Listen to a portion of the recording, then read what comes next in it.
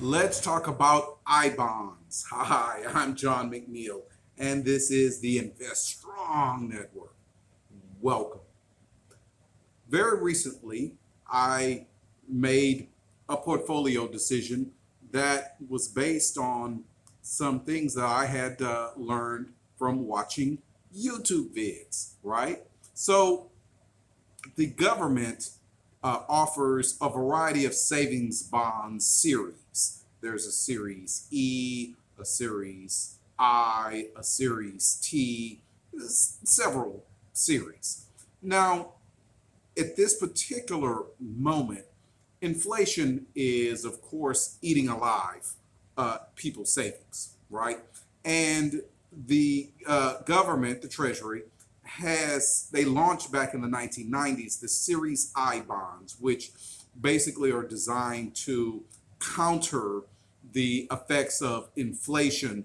You can purchase these bonds at really any numerical dollar amount, and the interest rates that are paid on the bond are based on the current inflation rate.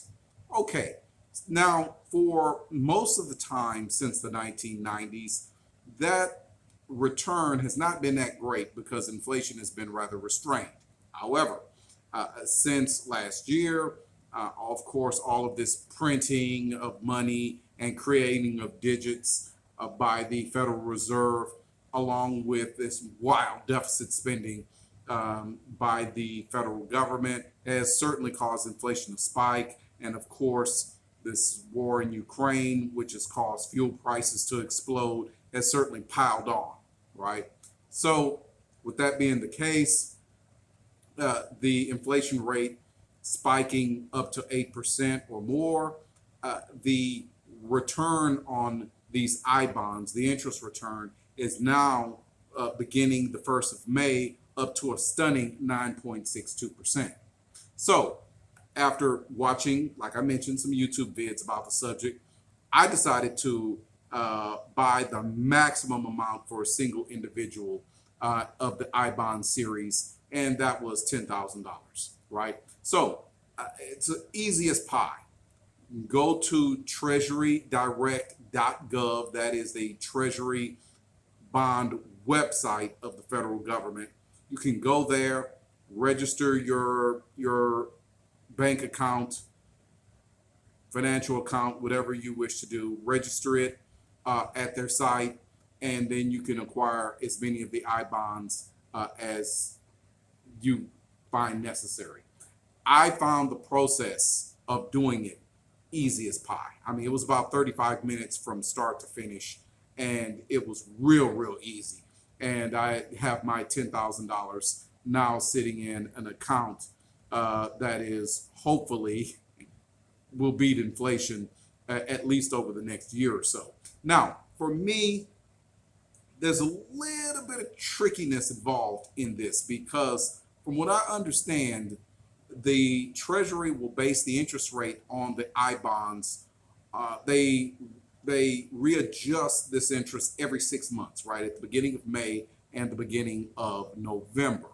Now, they use information from the previous 6 month period to base their interest rate on, right? Okay. Now, the thing is, though, the interest rate that is paid to the bond holder for the coming 6 months is based on the interest rate at the time that the bonds are acquired, right?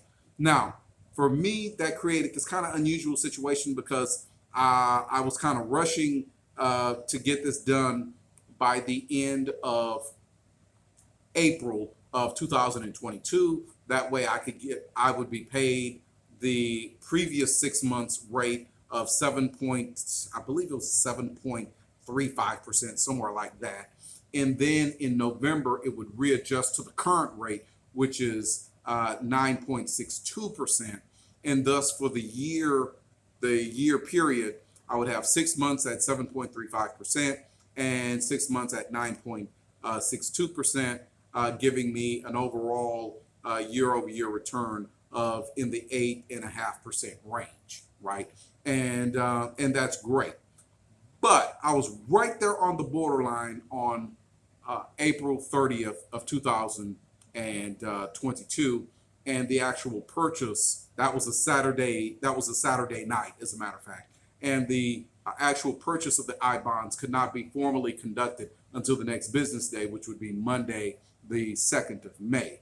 So I'm not quite sure which rate I'll be getting for this first 6 months, right? If it'll be the previous rate from the November 2021 to late April of 2022 rate, or if it'll be the May 1st, 2022 to the end of October 2022 rate. Not quite sure. But in any event, even if it is the 9.62% rate going forward for the first 6 months, then the interest rate that I'll receive beginning on November 1st may be either higher or lower than the rate I'm receiving currently.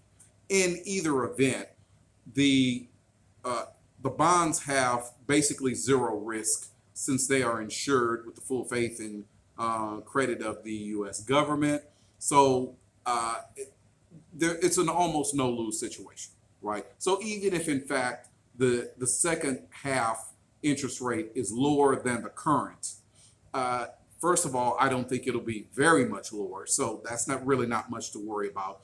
And even if it is a little bit lower, there's no risk to the principal of the investment, and you can't beat that these days with the financial markets writ large plunging like crazy. The stock markets, the crypto markets, the bond markets for the tradable bonds. And see, that's another cool thing about the IBonds, is that they are not traded in the public markets, so you don't have to worry about their value ever decreasing, right? That's another huge benefit. Now, some drawbacks. Well, just a few. One of the drawbacks is that once you've made the purchase of the bonds, the IBond series, you cannot sell them or redeem them with the government for the first 12 months, right? So basically, you've got to hold on to these things for at least a year, right? Okay, actually, for me, that's not that big of a deal. But if you need to have access to that liquidity, that's something you need to think about. Now, beyond that, if after you've held it for the first 12 months, between the 13th month and the 5-year mark, if you wish to redeem the bonds, you can do so, but the government will actually seize the last quarter of interest and withhold that from you, right? So you'll lose a few months of interest if you redeem them within the first 5 years, right? What are you gonna do?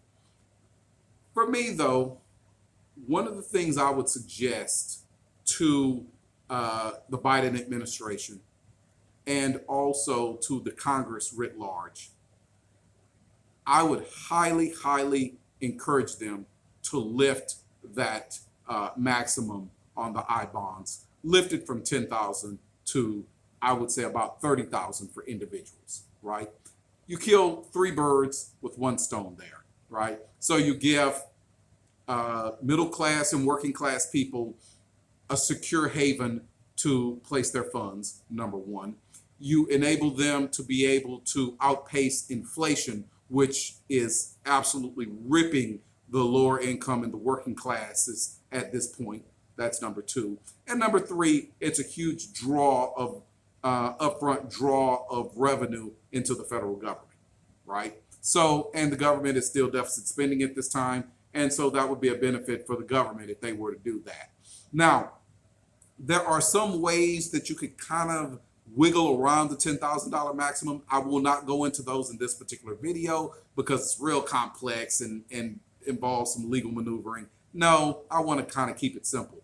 Now, for couples, I think the maximum for couples is at like 15,000. So that's one exception I can mention. But the others, talk about gifting or putting the bonds as a part of probate, or will or an estate or something. No, sir. You know, personally, my personal opinion, it would be nice if the government raised this limit from 10,000 to 30,000, right? That would just make plenty of sense. And still you would be able to shut out the millionaires and billionaires who, they don't necessarily need the government to protect them from inflation. They have other means of doing it. But for the lower class, the working class, the middle class, it would help us out tremendously. And that's something I think the Biden administration, and I don't know if Congress has to pass it or if this is something the Biden administration could do unilaterally. I'm not sure. But that's something they need to think about. All right. So if you found this vid interesting and informative, hit that thumbs up button. I'd appreciate it. Also, leave a comment. Let me know what you think of any of the government savings bonds series, but especially the IBonds in particular. Let me know what your thoughts are. And of course, subscribe. Please subscribe to Invest Strong. I'd really appreciate it. All right. Thank you so much, friends, and good blessings.